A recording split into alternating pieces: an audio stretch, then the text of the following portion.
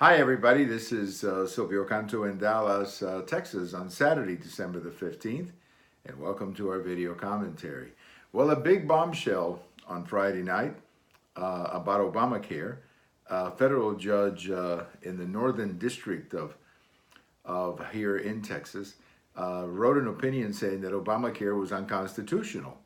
And obviously that has created quite a shock throughout the political class.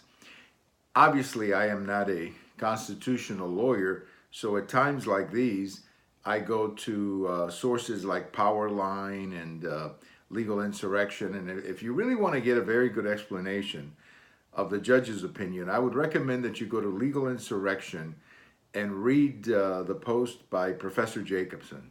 He teaches law at Cornell Law School. I mean, the guy's very brilliant. And he goes through an explanation. Basically, what he says is that the judge's opinion or the ruling is very sound. And it's all based on the original decision, the Supreme Court decision back in 2012. If you remember back then, the Supreme Court was about ready to kill Obamacare the first time they looked at it. Then the Obama administration changed their defense. And they basically said, no, we're not forcing people to buy insurance. What we're really doing is we're passing a tax. And that's how it got through the Supreme Court. And that, in essence, has been the legal argument for Obamacare, that it's a tax.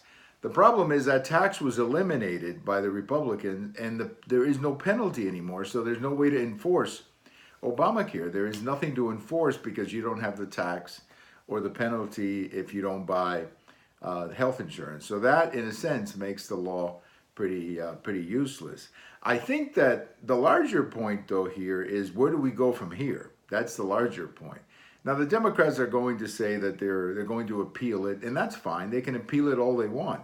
But there's two things that no appeal is going to bring you, and that is a solution to the tax question that the judge is raising, and also the reality of Obamacare. Look, the enrollments are way down, and the reason they're way down is because nobody can afford the premiums. If you go to the exchange and you try to buy a plan, you basically have three plans, and they're all very unaffordable for a family or an individual. A lot of people are simply saying, you know what, I'll just self-insure. I'll just take a chance and not buy the insurance. And that's what a lot of Americans are doing, and that's why the enrollment is down. So whether you win the appeal or not, in other words, whether the Democrats can win this appeal or not, and I'm not sure they can, but let's assume they can, they still have to address the basic problem of Obamacare, that Obamacare is simply unaffordable for most Americans. And I think that's what the real challenge is. Now, they have a new Congress coming in January, a new House majority for the Democrats. I think this is going to become a nightmare for them, because you have the left wing of the party that wants Medicare for all. That is completely unsustainable. I mean, even California couldn't do that, so it's unsustainable. And then you have a lot of these other people who won the election of 2010, a lot of centrists, a lot of people representing more suburban districts. I think it's going to be very difficult for them to support socialized medicine or Medicare for all. So I don't see a happy ending here for the Democrats, and it really makes you wonder, and I have a post coming out on Sunday morning where I asked this question. The Democrats and Obamacare would have been a heck of a lot better off had they sat down with President Trump or the Republicans in the last couple of years and tried to cut some kind of a deal with them. But they didn't. They said no, no, no, no. And now, of course, we are where we are.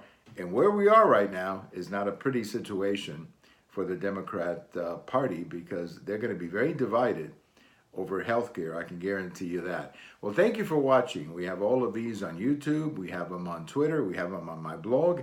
And if today is your birthday, happy birthday. Bye-bye, everybody.